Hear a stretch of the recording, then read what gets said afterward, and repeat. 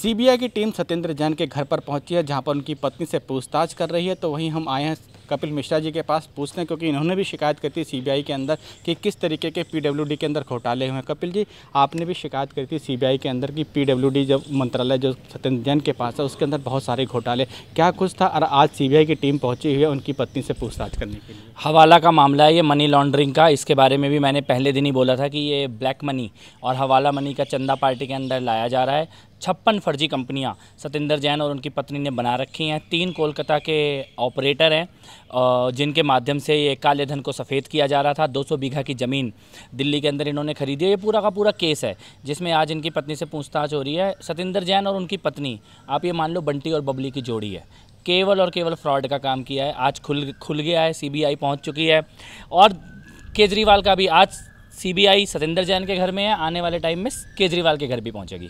लेकिन जिस तरीके से वहाँ पे जो सीबीआई की टीम आई है वो पूरे प्रोटोकॉल के साथ आई है, टाइम लेकर आई है। लेकिन आम आदमी पार्टी जैसे मनीष सिसोदिया जी के यहाँ भी गई थी तो वहाँ टीम पूरा टाइम लेकर गई थी। लेकिन ये लोग लगातार कह रहे हैं कि वहाँ पर सीबीआई पहुँच छापेमारी करी है। उनका कहना है कि ये केंद्र सरकार के कहने पर किया जा रहा है। क्या आपको भी लगता है कि क्या केंद्र सरकार के कहने पर सीबीआई सिर्फ छापेमारी करेगी, जबकि वो टाइम लेकर आ रही है एक तरीके से? देखिए, जब भी घोटालों की बात हुई, केजरीवाल ने बोला कि जाँच करा लो, हम किसी जाँच से डरते नहीं। तो ये जाँच ही तो हो रही है, अब क्यों चिल्ला रहे हो? ये कोई सज़ा थोड़ी मिल रही है। हमेशा केजरीवाल कहते थे जांच करा लो, जांच करा लो। अब जांच हो रही है तो अब जांच से क्यों डर लग रहा है? दूसरे के ऊपर जिम्मेदारी, अगर तुम्हारे कोई घोटाले नहीं होते तो सीबीआई नहीं आती। कोई मामला दर्ज हुआ है जिसमें डॉक्यूमेंट मिले हैं तभी सीबीआई पहुंची है। और अगर ईमानदार हो तो जांच का सामना करो। ये गाली गलौज पे क्यों उतर रहे हो? हर एक वो आदमी जो घोटाले में शामिल है, चाहे वो सत्येंद्र जैन हो, चाहे वो केजरीवाल हो, चाहे वो मनीष सिसोदिया हो, सब एक दूसरे को बचा रहे हैं।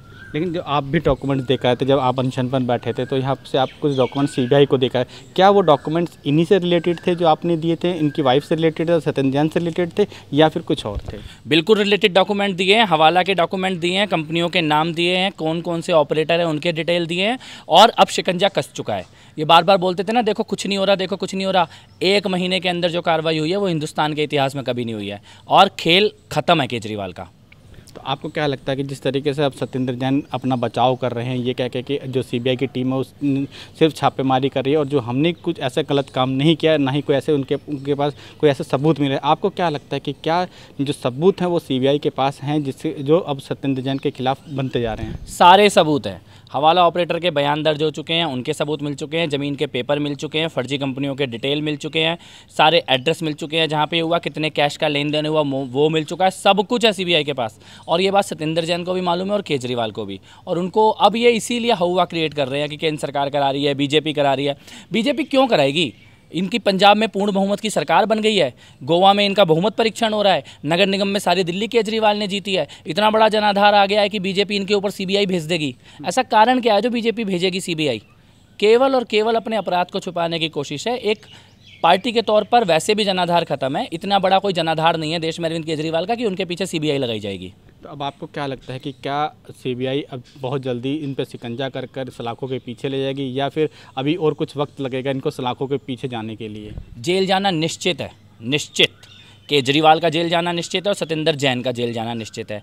अभी ये कितनी तारीख को जाएंगे, कितने दिन में जाएंगे, ये केवल टाइम की बात है। निश्चित जेल जाएंगे और कपिल मिश्रा जेल भिजवाएगा इनको।